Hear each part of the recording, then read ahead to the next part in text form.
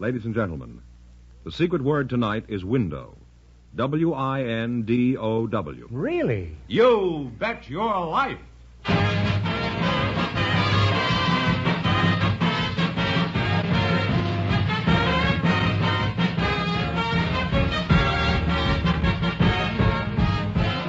It's Groucho Marx in You Bet Your Life, a comedy quiz series produced and transcribed from Hollywood and brought to you by the more than 3,000 DeSoto Plymouth dealers. The dealers who now have on display the outstanding 1954 DeSoto Automatic with fully automatic power flight transmission and the all-new 1954 Plymouth, your best buy in the low-priced field. And now, here he is, the one, the only...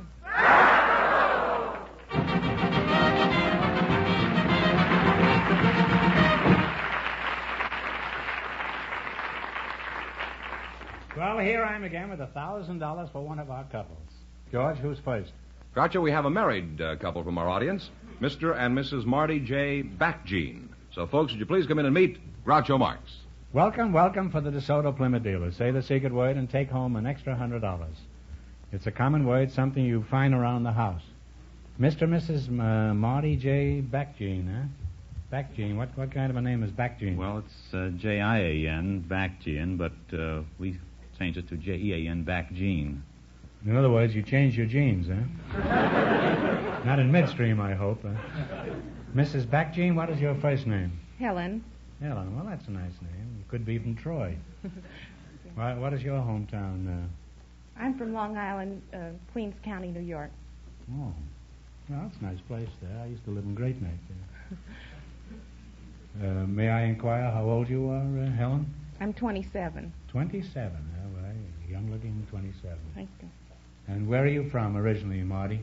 Well, originally from West Hoboken, New Jersey, about a half mile from Hoboken Ferry. Oh, I used to live in Hoboken many years ago. How old are you, Marty? 45. Really? And Helen's 27. Well, that makes 18 years difference, huh? That's right. How long you two been married? 10 years. You certainly don't look it, huh? Where exactly did you meet Marty? Do you remember? Yes, I was in the 10th grade at Polytechnic High School. You were in the 10th grade together? And he was 18 years older than you? Marty, what were you, the village idiot? No, I was a teacher. Oh, I see. And Helen married a teacher, huh? Well, that's a new one, huh? Marty, what kind of a class were you teaching? I was a class in library science. I was a school librarian. Oh. Well, I must say, Helen, you had a lot of courage. No, this is no reflection on you, Marty. Most kids, when they go to the library, bring home a book. And...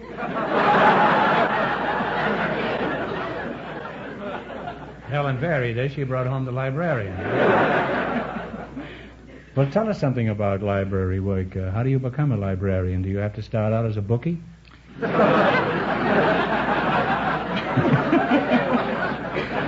Well, Groucho, I didn't start out as a bookie. I started out as a shelf reader. Well, were you Morocco-bound at the time, or were you still in Hoboken?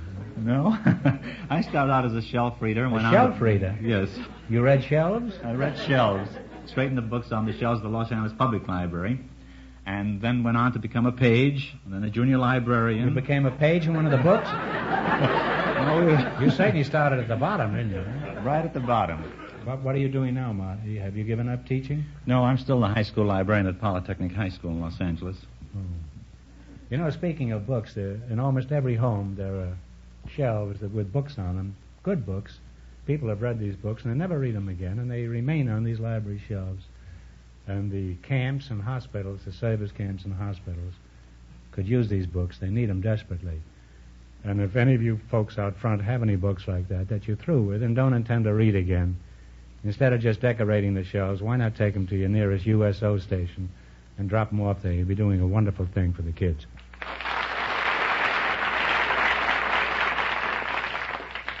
Well, you're a nice couple, and I'm sure you'd like to win a lot of money tonight. Wouldn't you? Oh, I'd love to. All right, well, let's play You Bet Your Life. Now, tonight we're going to change our quiz. You know, in past weeks, the contestants have been betting all their money on every question, and too many people have been going broke. George Fenneman, will you come in here? I want you to explain the rules. You get 4 questions. You pick them yourselves by number from a list that Groucho has in his hand there. Now, each question has a value, ranging from $10 for the first on the list up to $100 for the 10th question. As the value increases, $10 at a time, the questions get tougher. You can pick any 4 of the 10 that you want. If you miss the question, we don't subtract anything, and if you get it right, we add it to your total. Now, is that clear? Very clear. Any question? Remember, the more the question is worth, the tougher it is. Number 1 is easy, number 10 is very hard. So it's up to you. The couple that wins the most money gets the chance at the big question later. Well, let's see how much money you can win. You selected American history, and you ought to be pretty good at this. Now, you can start with a $10 question, 50 or 80, 100. You can start with any question you want. We'll try the $50 question. 50. Well, that's a nice compromise. All right. Who was the president of the Confederate States? Jefferson Davis. That's right. You have $50. You're on your way with $50. Now, you see, the beauty of this quiz is you can't lose this 50. This is inviolate. This is yours. Oh, that's wonderful. Now, you have to talk real loud because these people want to hear what you're saying. We'll take the $70 question. $70. Yes. Now, if you win this one, you'll have 120. What was the name of the British general who surrendered at Yorktown? Cornwallis. What are you talking? Cornwallis. Cornwallis is right. You now have $120. Isn't this much better than the old way? So far. Of course, we're going to break the sponsor, but we don't care about that. Now you have $120. Now, what are you going to bet? 80 or 90. You had a 70. You want to try an 80? Let's try The 80s are very good this year. We just got them in this morning. 90. We'll try the $90. 90. Ethan Allen was a revolutionary hero in command of a famous group of militia. What were they called? I think so. The Minutemen. No, I'm sorry. It was the Green Mountain Boys. Well, you still have $120, however, and one more chance, Now right? you have one more chance. Well, we should try the $100. All right. We'll try the $100 question. Okay. A famous raid on an arsenal led by John Brown in 1859 was one of the incidents that eventually led to the war between the states. What was the name of this place?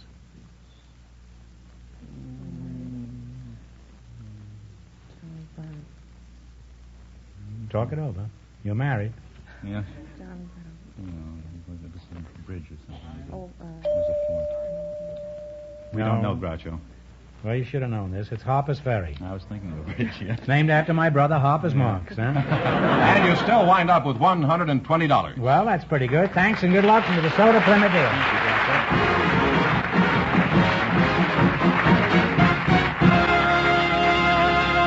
Okay, George, who's next? Well, we invited some sulky drivers to the program tonight, Groucho, and our studio audience selected Mr. Bai Shively to be on the show. And his partner has an interesting hobby. She's Mrs. Frances S. Berra. So, folks, would you come in, please, and meet Groucho Marx? Welcome to You Bet Your Life. Say the secret word and divide $100. It's a common word, something you find around the house. Mrs. Frances S. Berra and Bai Shively. Mrs. Berra, I'll start with you. Where are you from? Oh, I'm from Inglewood, California. Oh, is that so? I used to live there. Yeah.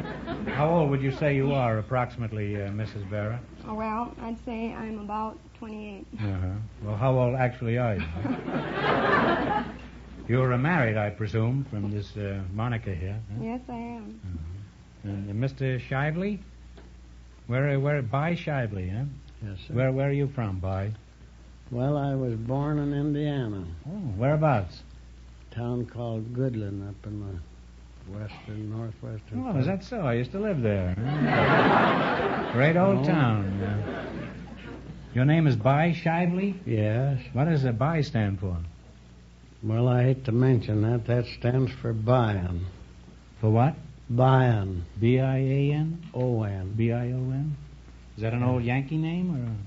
Well, I don't know. Some fella named me that they said he had quite a little money, and he tied that name on to me, and when he died, he never left me a nickel.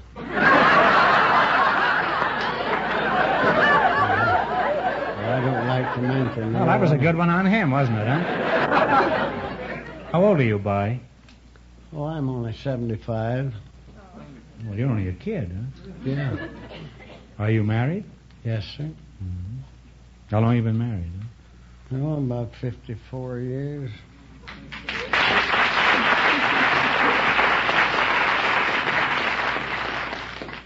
Are you happily married, Bai? Well, yes, most of the time.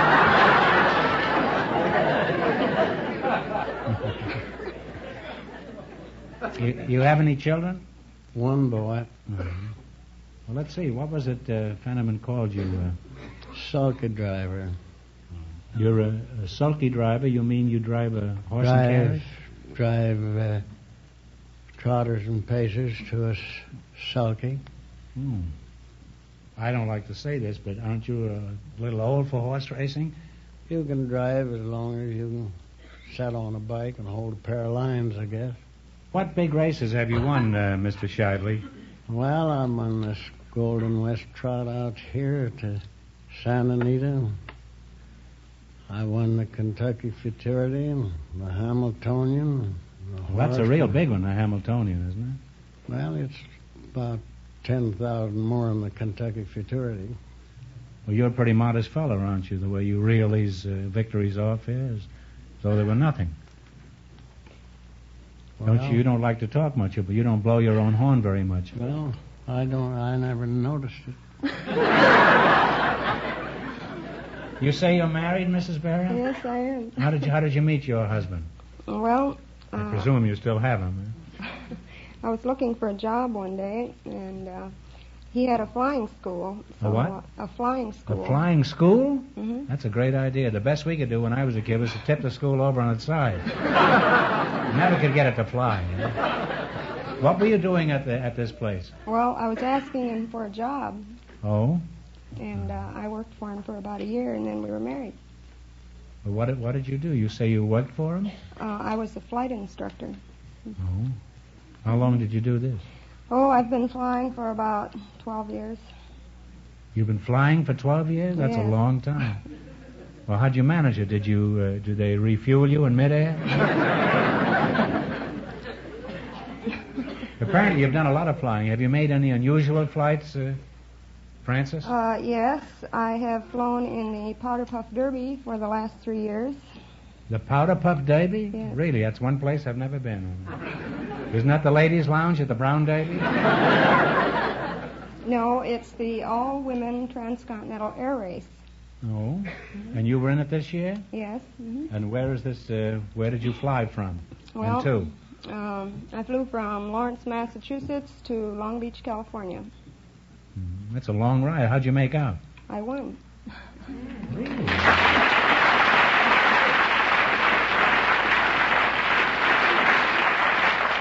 Hey, we got nothing but champs up here tonight. Congratulations. You must be pretty good with a powder puff, huh? Well, try. You must have a pretty fast plane. Is it a jet plane? Oh, no. It's a very slow plane. In fact, you can come in last and still win. Only in a woman's race could you make a statement like that. Well, you're both in a different kind of a race tonight. You're going to play You Bet Your Life for a lot of money. I can't tell you how much you have to win, but George is going to remind our listeners. In the race for the $1,000, Mr. and Mrs. Backgene won $120, and the secret word is window. I have 10 questions here. You get any 4 of these questions you want. Only remember, number 10 is for $100, and that's much more difficult than the first question, which is for $10. Is that clear? And any money you win, you keep. Now, you took food and drink as your category. Just talk up. 70. Whatever you say. $70. $70. What is the salted roe of the sturgeon called?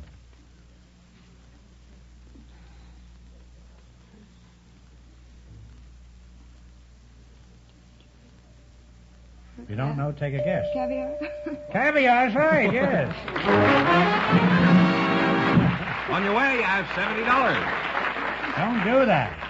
When you know the I won answer, the same. shout it out, huh?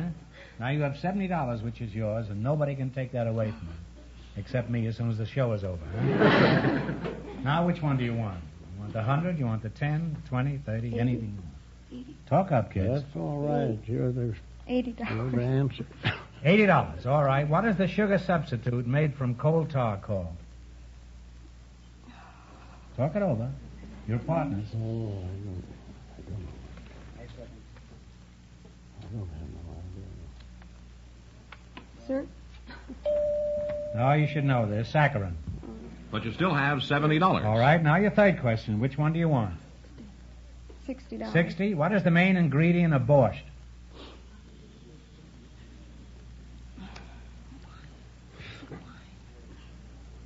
Wine? Take a guess. No. I can see you're not Russian. It's beets. You still have $70. All right, now here's your fourth one. You can't lose that 70. Should we try 50? Anything, All right, what are the small cubes of toasted bread served with soup called? Talk it over. Small cubes of toasted bread. I don't know. Croutons. And Anyway, you wind up with $70. well, that's not too bad. Thanks and good luck.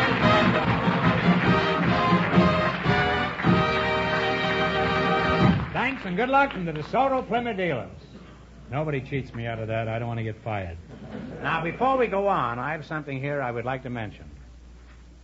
It's about Christmas seals. You know, every one of those Christmas seals you buy and use helps fight the battle of tuberculosis. And TB is our country's #1 infectious killer. So answer that letter you get containing the Christmas seals. Buy them and use them.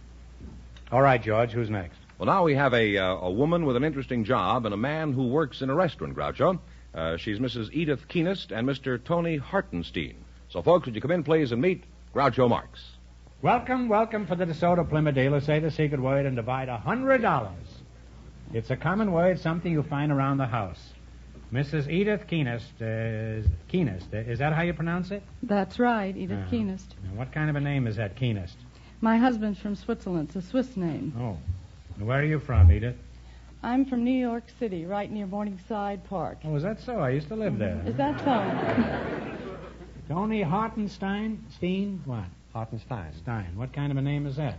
That's a Swiss name. I'm from Switzerland. Oh, naturally. Who isn't? Everybody around here tonight is from Switzerland. I used to live in Switzerland.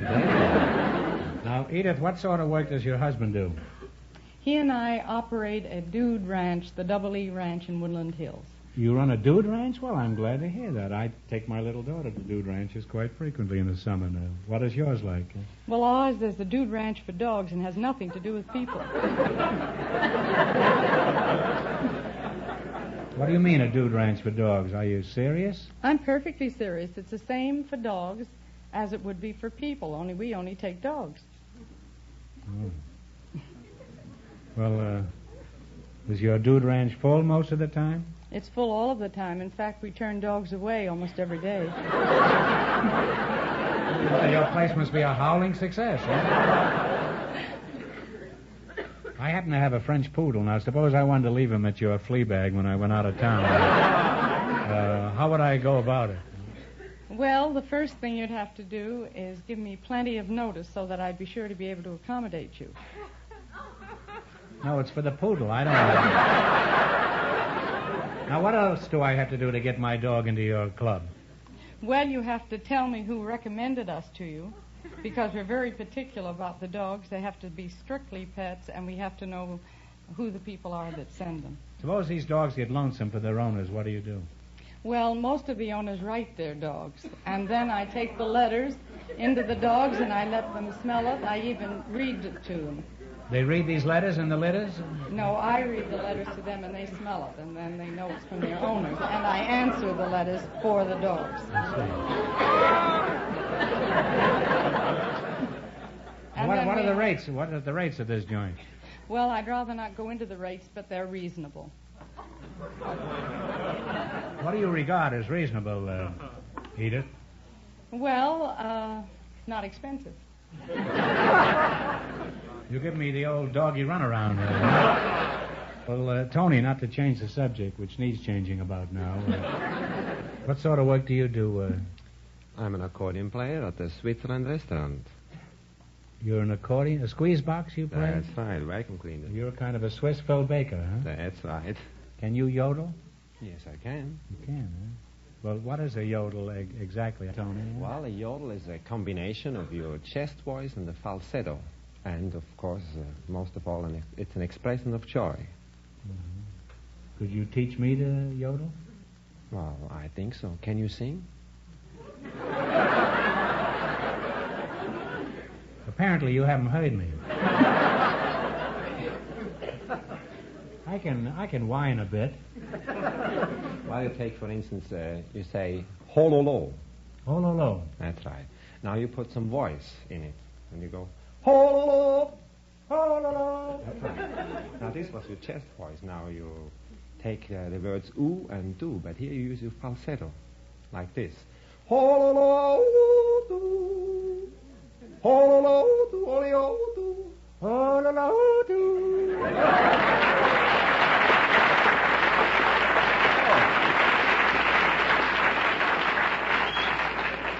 Well, let's have a whole yodel now, eh?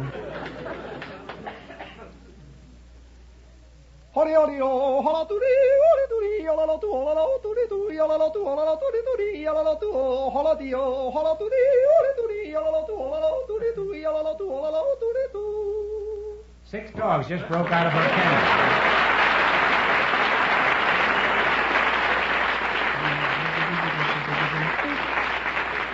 Now can you yodel there?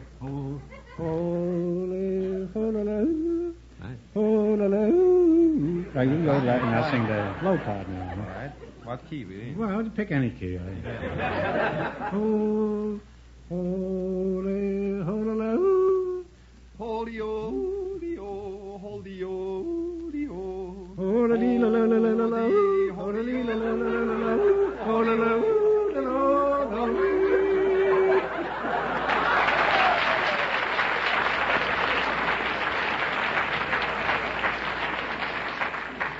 I can do more things badly than anybody in television.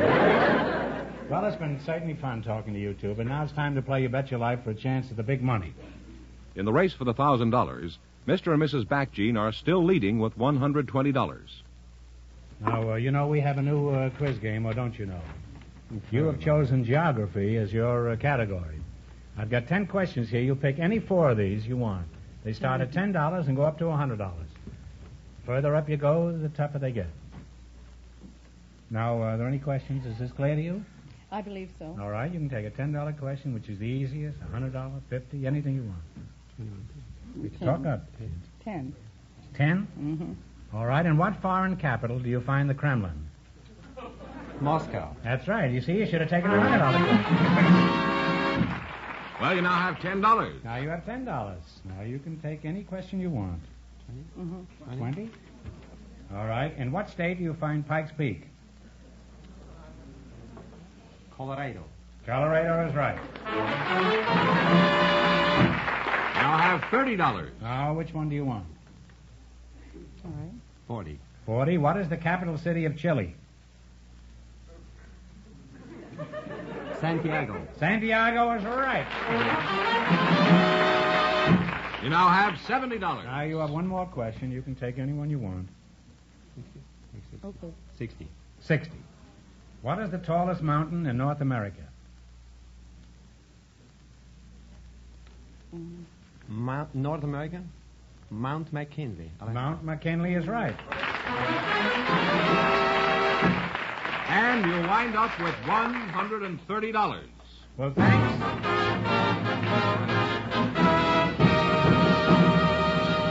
That means that the lady who runs the Dude Ranch for Dogs and her partner with $130 in just 1 minute get the chance of the DeSoto Plymouth $1,000 question.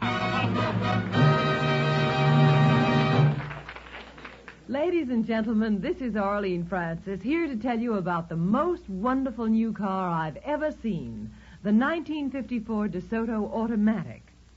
The DeSoto Automatic is the one car planned and built to do exactly what you want it to do. Do it instantly, do it quietly, and do it safely at all speeds. That's a marvelous thing to know. And what a beautiful car. There are completely new interiors, too. The new instrument panel is in perfect harmony with the rest of the exquisite appointments.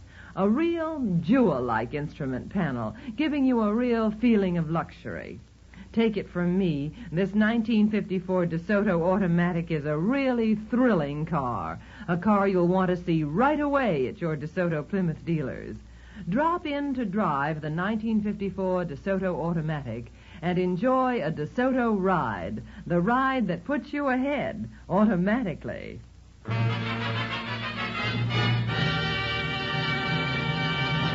Here comes our winning couple, Groucho, the man from Switzerland and the lady who runs the Dog Dude Ranch, all set for the $1,000 DeSoto Plymouth question. No coaching now. One of the colorful figures of California's early days was a writer and poet who immortalized such places as Roaring Camp and Poker Flat. For $1,000, tell me the name of this famous poet. Talk it over.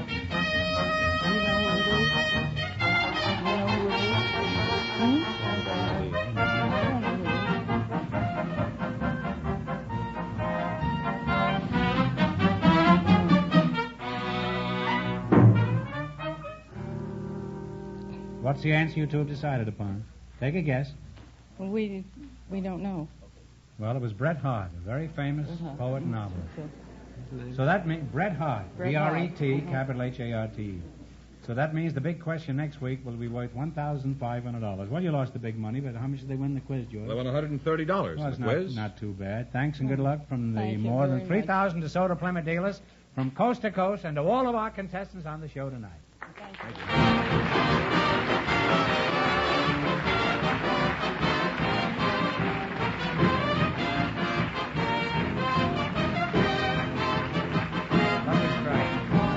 Be sure to tune in again next Wednesday night at the same time for the Groucho Marx Show, when the big question will be worth $1,500. And don't miss Groucho's television show, also brought to you by the DeSoto Plymouth Dealers of America.